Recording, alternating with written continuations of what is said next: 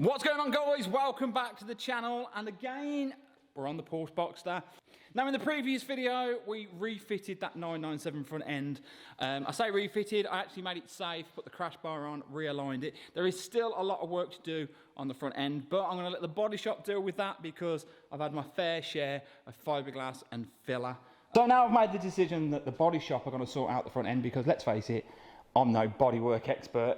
I like to think I am, but I'm not. So what we're going to do in this video is we're going to pick up the small jobs that have been outstanding for some time.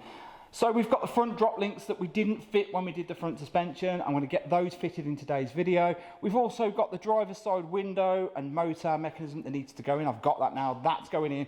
I also want to put the roof in, so we've got the hex bolts to fit all the mechanism in and get the roof on. We've also got the rear handbrake assembly. I think that's seen better days, so we're going to strip that down and we're going to replace all of the rear brakes for the handbrake assembly. And then we've got the rear lights. Now there's some wiring that's been done in the boot that is, let's say, really amateurish, and I'll show you that later in the video. So what are we waiting for, guys? Let's get on, let's knock these little jobs out of the park. So it's going to be good to get these little jobs out of the way in preparation for when the engine comes back. So these should be fairly straightforward jobs to do, apart from the brake shoes. So this is going to be a bit of a challenge because I've got a feeling that the mechanism and everything is all rusted up, and that's why it's not working. So, but there's only one way to find out. Let's crack on and start with the brakes. So we start by removing the calipers. It's fairly straightforward, 2 bolts and it comes off. Then remove the brake pipe retaining bolt so we can move the caliper out the way. So as you can see, there's plenty of life left in these brake pads. Now, I don't know how long they've been on there, but they look okay. The discs look okay. I think someone has invested some money in the brakes when whoever owned it before. They may have found out the engine was toast and then they've sold it on. Honestly don't know. I do know that Zentrum, where the engine is being rebuilt, used to service this car, and I do know that the engine that's in it isn't the original engine. So I do know that at some point this has been to Porsche specialist and it's been looked after, because Zentrum used to service it every single year. Now we've got the caliper off, let's carry on, let's get this disc off, and let's see what these brake shoes look like for the handbrake.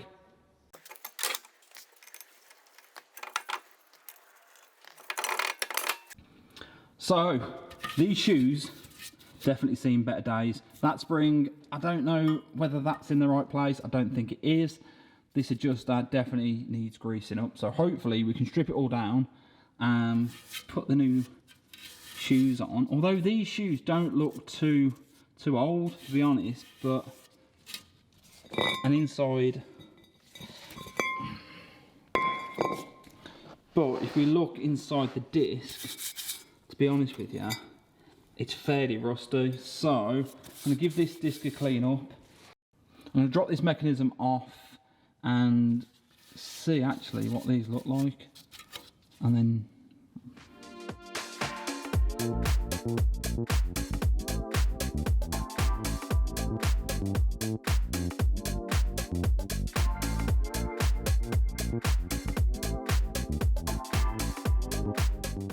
so all the components are off, and to be honest with you, I thought this pin here in here for the handbrake mechanism was going to be a bit of a pain, but actually overall I did use the hub to tap it out.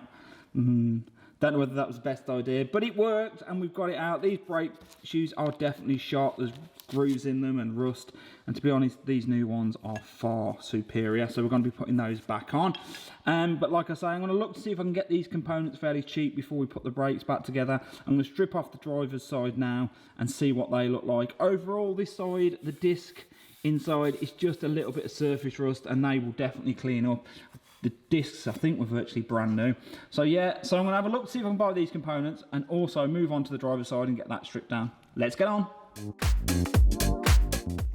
The same on the driver's side. We remove the 2 caliper bolts, the retaining bolt that holds the brake pipe in place.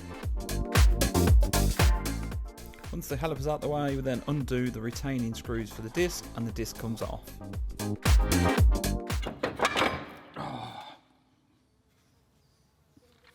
So that brake disc is off, and again, same situation on this side. The brakes have been sat for a long time and everything is rusty. Let me show you. So if you take a look at the driver's side rear shoes, you can see everything again is all rusted up. And I did check, these springs are supposed to be underneath the adjuster. That's right, so there's no issue there. Again, these springs that hold the shoes in seem to be okay. The bottom spring's a bit tired, and again, I don't think you can really see, but the mechanism for the handbrake, that's just completely seized. So same situation on the driver's side. Shoes are going to get replaced. I'm going to see if I can check and get all of these mechanisms and replace them, because this needs to be safe. Let's get it stripped down and see what kind of condition the mechanisms are actually in and whether or not we're going to replace them. I think I am, but let's just take a look. So I'll give the brakes a quick clean, get rid of any debris, pull off the retaining springs, take out the adjuster, and then remove the brake shoes. So there we are, you can see what the problem is. Again, on the driver's side, the mechanism for the handbrake is just rusted, like most of the stuff on this car, because it's sat since 2019. It just needs an overhaul. So again, I'm going to soak it in WD-40, leave it 10 minutes, knock that pin out and take it off, and hopefully it will come off.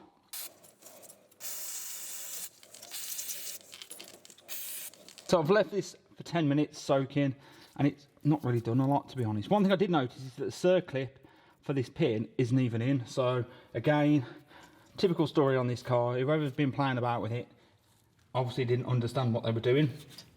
One, the fact that none of this has been greased up at all, and you would think it would have at least some sort of lubricant on it because of what it does.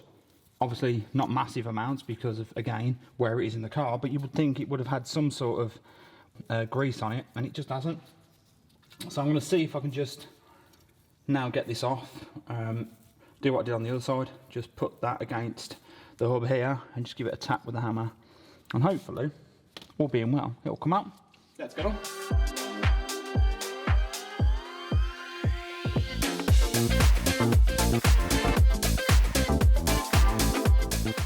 Okay, so looking at these parts that we've taken off the rear brakes, I'm not going to put them back on. I know it's only the handbrake, and I know it only holds the car when it's kind of on and parked. It has no bearing on the actual foot brake, but for me, putting old rusty springs back in the long term, it's just no good, especially with the way I want the car to be. So I've ordered the parts that I need to get the rear brakes fitted back up and nice and safe, but they're not going to be here for a couple of days, so I'm going to have to fit those later in this video. So now what I'm going to do is I'm going to fit the new front drop links. Let's get on.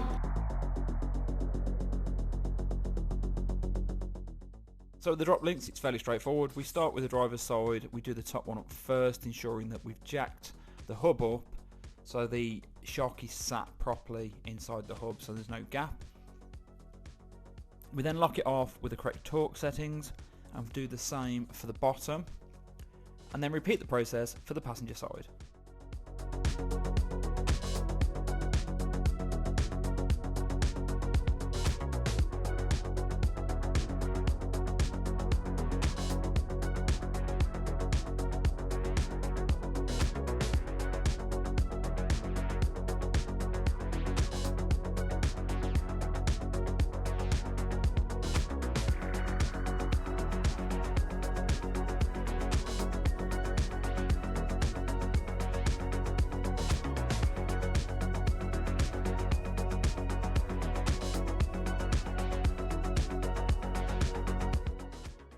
So with the drop links fitted, we're going to move on to the driver's side door. We're going to get the regulator and motor in and the glass back in, and hopefully we'll have a working driver's side window.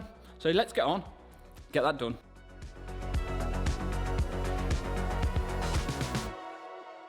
So we start by removing the driver's door card so we can get access to inside the door. This is fairly straightforward. A couple of clips, 3 bolts, and the door card comes off.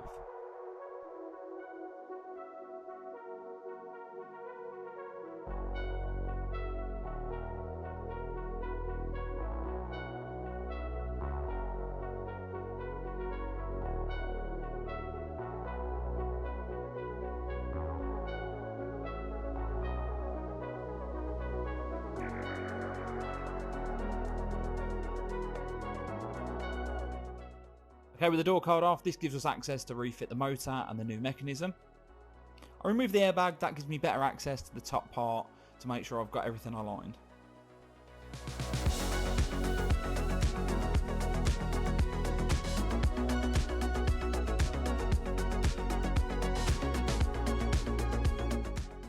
So with the motor in place, I then look at the mechanism. I remove the airbag, giving me better access to make sure that I've got the mechanism aligned properly. Once I'm happy with it, I then bolt it into place.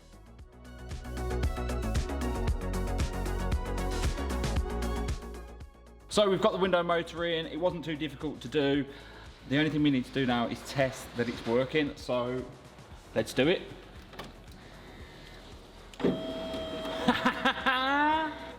Another straightforward job, done and dusted. Now we need to get the glass in and make sure the glass goes up and down properly. Wow, things are starting to come together. Let's get this glass in. So we put the glass into place and basically it sits on top of the clamps. Once I'm happy, it's where it should be, and then clamp it in place. First of all, the right clamp. Then I lower the window and the left clamp's done up, and that's it. We test it and it all seems to be working. With the glass all back in and the motor working, I then refit the door card. Repeating the process that we did to take it off, obviously.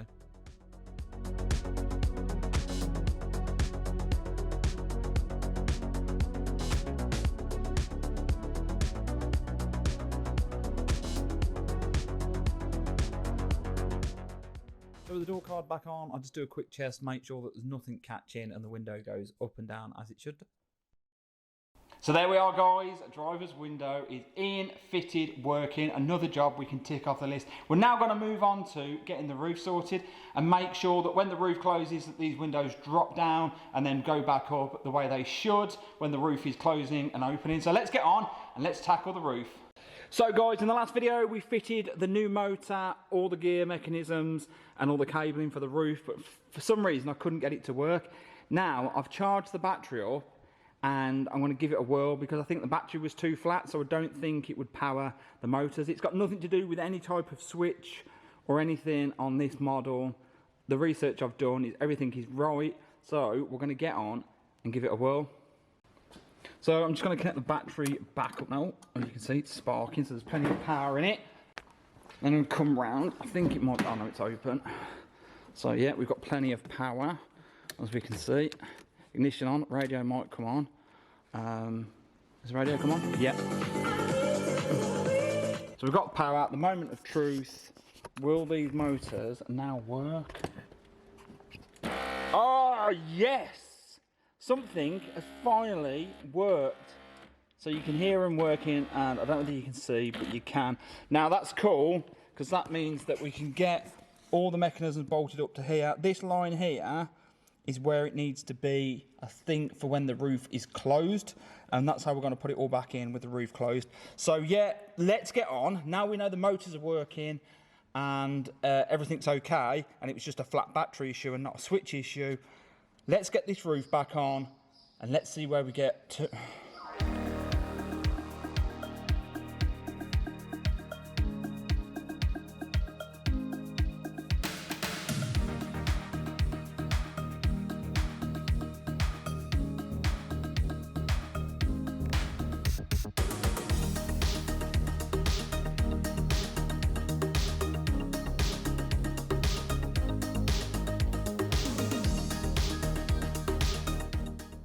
This is fairly straightforward. I refit the sound deadening, then I add the guides.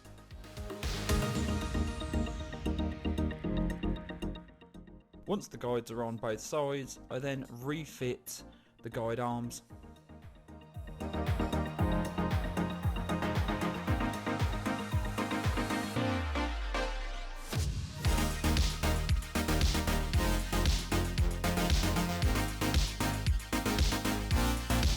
So the support brackets are in, the roof motors are all connected up and all the mechanisms in place. And I'm going to see if these mechanisms go up and down before I put the roof on, just to make sure that there's no issues. So yeah, let's see if they work.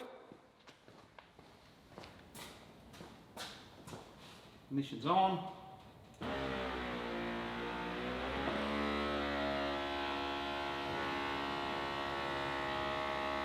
Oh yeah.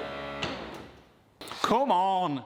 So the roof mechanisms work. So these support brackets and all the mechanisms for the roof are spot on. So the next thing we need to do now is get that roof on and see if it all works.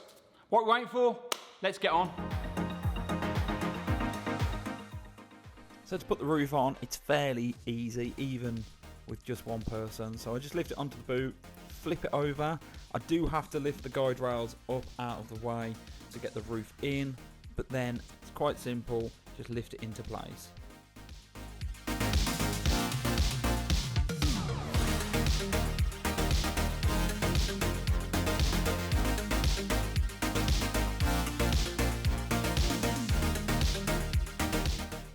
Once it's in place and I'm happy that it's aligned, I then start to bolt it up. Each side has 3 13mm bolts that hold it in place. It's really easy to get to. As you can see here, I'm literally not having to do anything other than just screw the bolt in and then use a ratchet to do it up.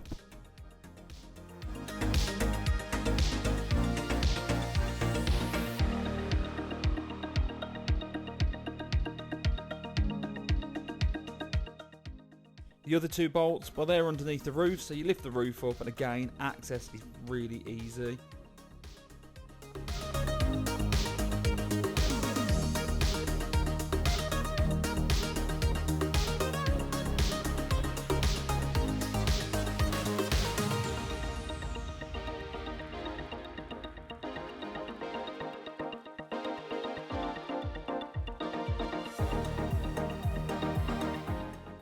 So with the roof all bolted down and the mechanisms clicked into place on the roof, I then do a quick test to make sure it's working before fitting the lid.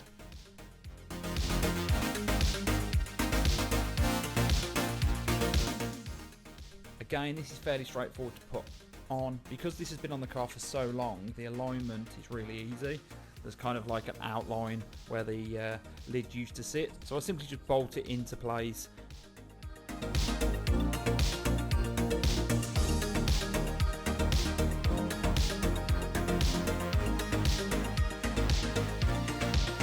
Lid all bolted on, and then do another test to make sure it all works.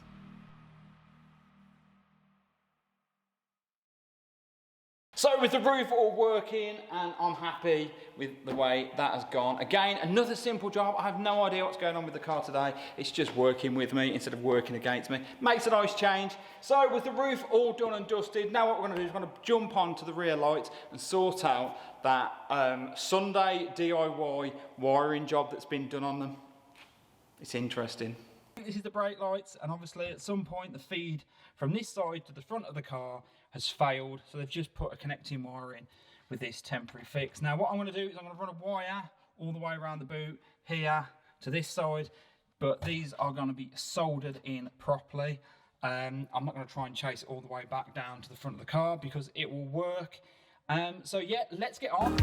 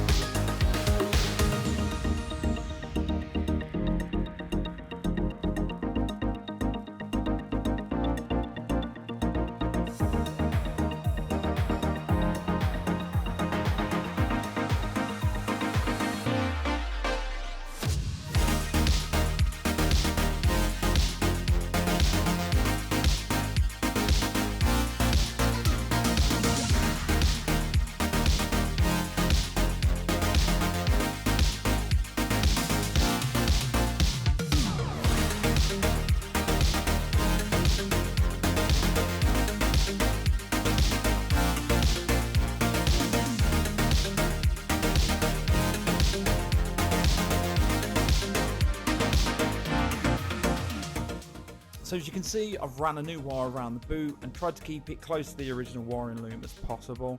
Now, I did say I was going to solder out these connectors, but I found these crimp connectors, and what they do is you crimp the wires in and then you use heat and they shrink around the wire, making a perfect seal. So there's no need for me to get my soldering iron out, and this is a lot quicker. And this is also a process that's used in the manufacturing of new wiring looms as well. So I'm not doing anything that I shouldn't be doing.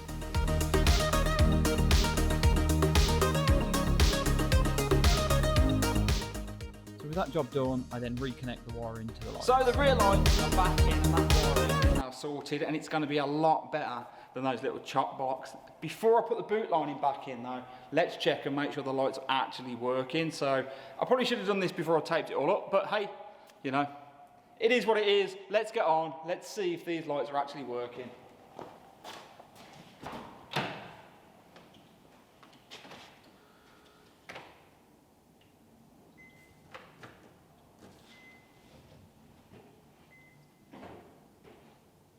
We have brake lights, I think we have side lights, and we have indicators. So yeah, so we've got hazards, and we do have side lights. You probably can't see it that well in the video because the bulbs, they look quite dull, to be honest. A bit tired. Probably been in there since the car came at the factory. So yeah, we need to change those later in the video. But overall, a successful job. Again, the Porsche isn't fighting me in this video. I don't know what's going on. Something's going to go wrong at some point. It's got to. So what we can do now is get that boot lining back in, and then we can cross this job off the list. It's all done and dusted.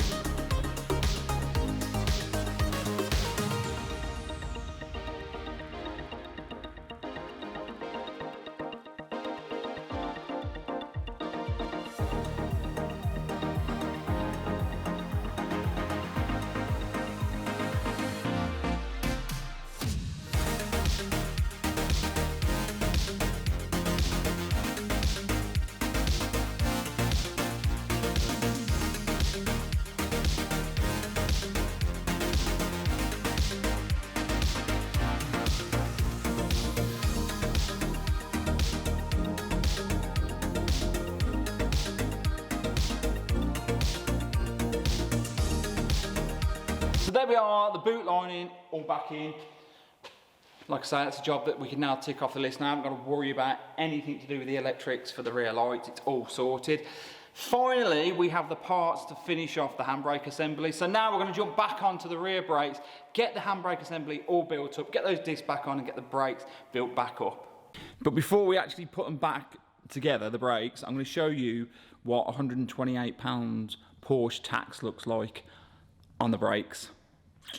Can't believe it. You can see we have 8 items, obviously, each side. So you have the handbrake expanding elbow there. We've got the retaining spring for the bottom. We've got the retaining spring for the top. And then we've got the support plate, which they didn't actually, the rear brakes didn't actually have on.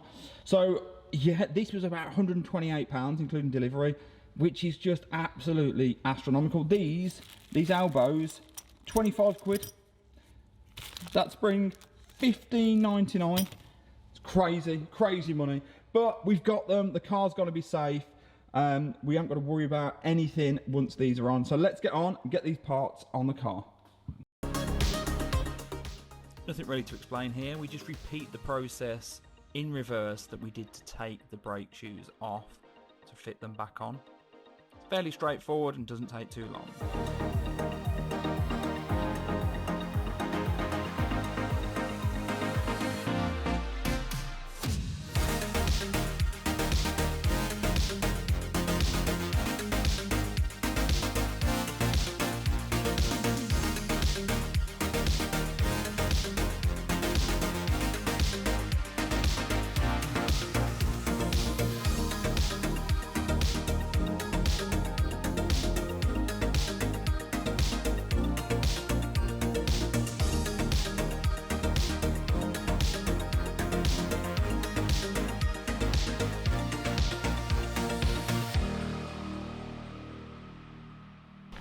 So there we are, the rear brakes are now back together, and we can connect it back up to the handbrake when we've got the engine back in, because there's a bracket that has to go on for the engine mount, and you have to kind of guide it through the handbrake cables.